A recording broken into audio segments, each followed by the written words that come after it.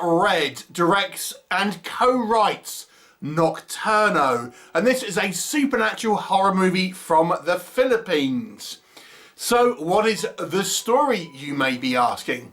So it focuses on a curse that is affecting a particular family, and we see at the beginning of the movie this young woman hears a knock at the door and she opens it. This is late at night and there's no one there, but this is actually the behaviour that precedes this particular curse, and the mother knows about it, and not long after this daughter seemingly dies under mysterious circumstance around this guy's house, and now the sister is coming back for the funeral, and she doesn't believe all this kind of a mumbo jumbo about curses and stuff, so inevitably she hears a knock at the door and disregards any kind of warnings and opens it, and then obviously is affected as well, along with other people in and connected to the family. What will happen? You will have to watch the movie and find out. So let us discuss. So apparently this is actually based on Filipino folklore, and there's a particular time of entity or spirit that is doing this, and it's kind of a movie which by its nature is quite like a dark movie, because these entities, this kind of ghost or spirit, whatever you want to call it, it only ever kind of starts its procedure, I suppose, in the night. So, you know, a lot of it is filmed in dark sequences, night sequences, but it does give this movie a kind of creepy feel.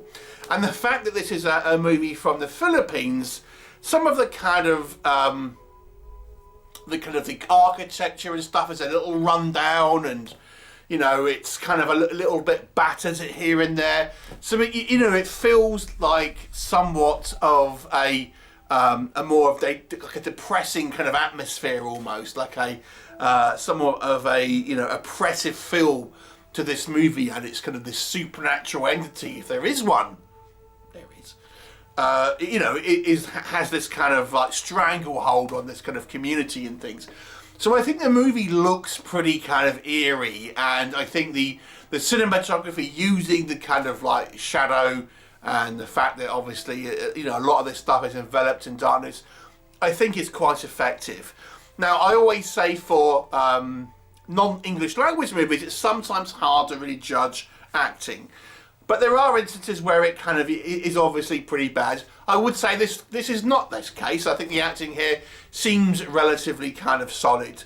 If you like jump scares, there are plenty of jump scares. Maybe a little too many, you might say.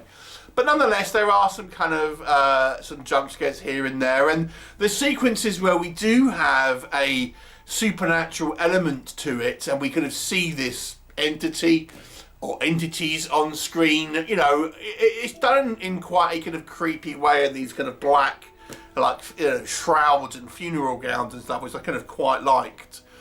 And you know, the effect of the victims, I think, is quite, you know, well realised when we have this kind of the supernatural attack. Ultimately, how this entity leaves its victims looks, you know, looks like it's pretty harrowing stuff, one would say.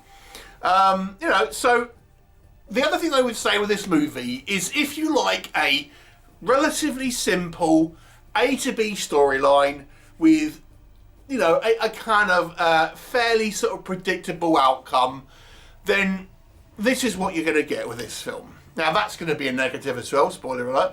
But yeah, you know, it's a relatively sort of run-of-the-mill haunting story. You get exactly what you've seen in many other films of its ilk, but some people might want that a bit like sort of comfort food to a certain degree.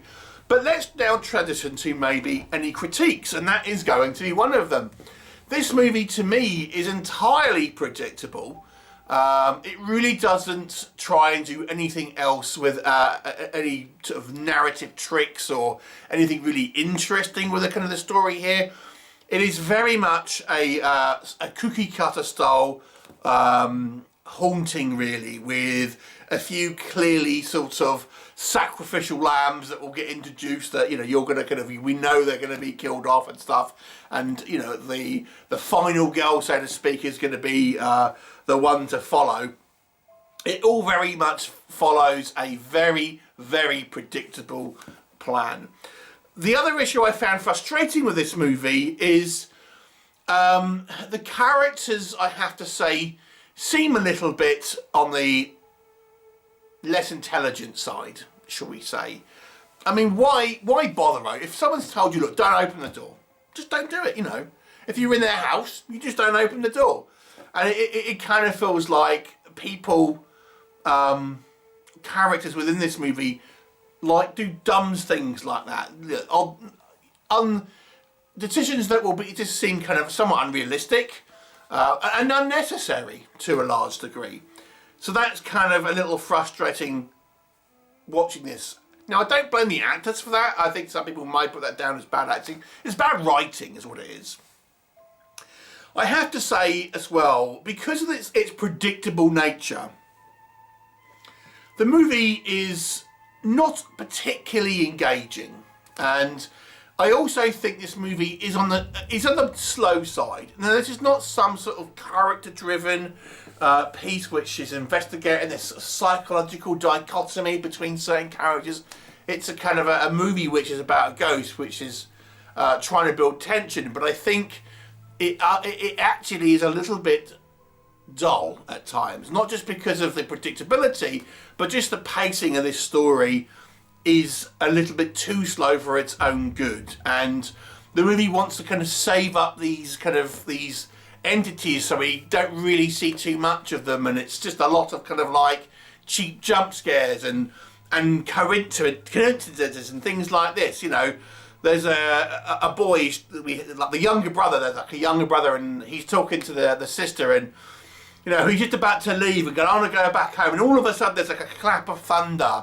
Well, that was convenient, you know, that was just happened to be at the right sort of time to sort of put him off, and things like this. So it ultimately is a very predictable, somewhat dull, and I have to say somewhat kind of slow-paced movie. Overall, I would suggest this movie is not a terrible film. It's watchable if you like a predictable film, but it does fall below average because it really doesn't do anything outstanding, and ultimately there are a few kind of shortfalls that I feel knock it from average to below average.